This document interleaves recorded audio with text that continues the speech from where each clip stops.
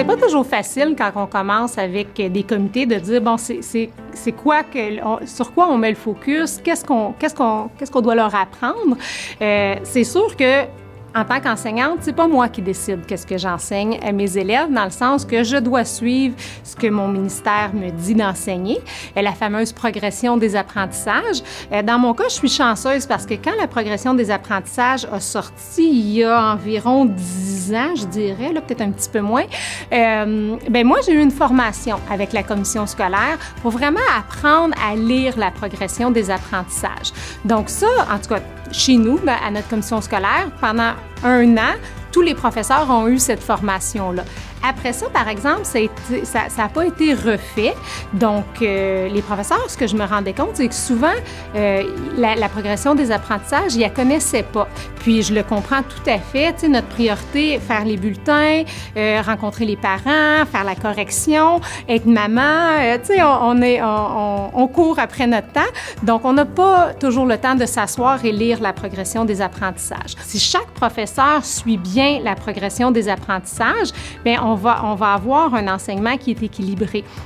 Donc, ce qu'on a fait l'année passée, toutes nos rencontres de la maternelle à la 6e année, les 2 écoles, toutes nos rencontres ont été basées là-dessus, de vraiment dire, on va la décortiquer, la progression des apprentissages.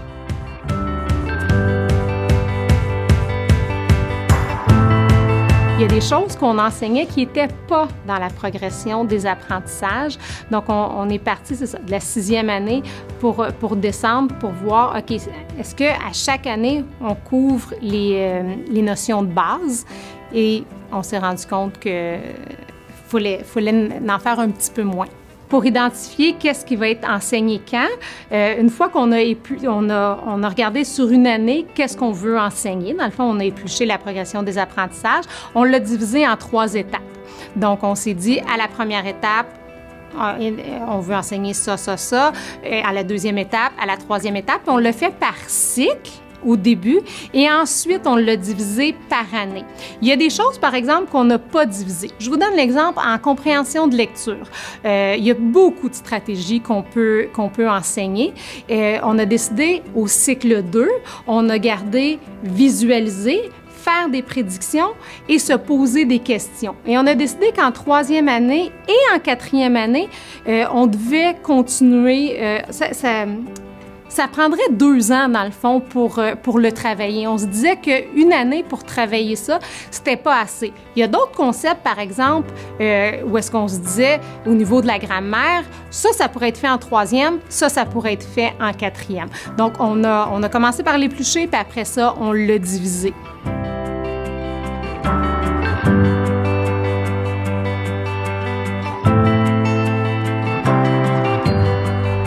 Il y a différents niveaux de planification. En septembre, quand les journées pédagogiques du début de l'année, on s'entend, OK, ça va être quoi notre planification annuelle? C'est vraiment les grandes lignes. Fait que si à ce moment-là, tu n'as pas une idée précise de toutes les attentes de la progression des apprentissages, c'est pas la fin du monde. T'sais, moi, là, des fois, pour m'enlever un peu de pression, je fais OK, pour le moment, je veux aussi connaître les grandes lignes, puis je veux savoir précisément, disons, où je m'en vais pour le mois de septembre-octobre. Fait que là, pour le mois de septembre-octobre, on s'assoit, puis on prend le temps qu'il faut, puis oui, on va aller fouiller dans la progression. On va aller voir est-ce que les exercices qu'on veut faire, qui ont rapport avec notre matériel, est-ce que ça suit bien la progression? Des fois, il y a des petites attrapes, des fois, un cahier d'exercices met trop d'accent sur telle notion qui n'est pas si importante que ça, puis il en omet d'autres. Donc, il faut que tu te questionnes, mais tu en prends une petite bouchée à la fois, là. Sinon, c'est vraiment assez fastidieux de fouiller dans la progression des apprentissages. Puis, cette idée-là se précise, je trouve, tout au long de l'année, petit bout par petit bout, beaucoup dans les caps. Justement, on discute souvent c'est quoi les attentes. À notre école, on a quand même la chance d'avoir à nos caps des conseillers pédagogiques, l'orthopédagogue aussi. Fait que c'est pas juste des enseignants, il y a aussi des gens qui sont pas mal experts du programme puis qui nous aident là, à s'orienter. Fait que ça aussi, c'est des ressources quand même très intéressantes. Je me souviens, ma première année d'enseignement, j'enseignais en 2e année, puis j'ai voulu m'approprier la progression des apprentissages avant le jour 1. Puis je me suis assis, puis je l'ai comme tout retranscrit, tout ce qui touchait à mon niveau. Ça se fait, là, mais c'est pas vraiment réaliste de faire ça pour chaque matière, à moins que tu veuilles travailler énormément d'heures supplémentaires.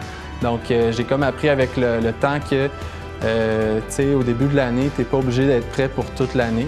Tu as besoin d'être prêt pour la première journée.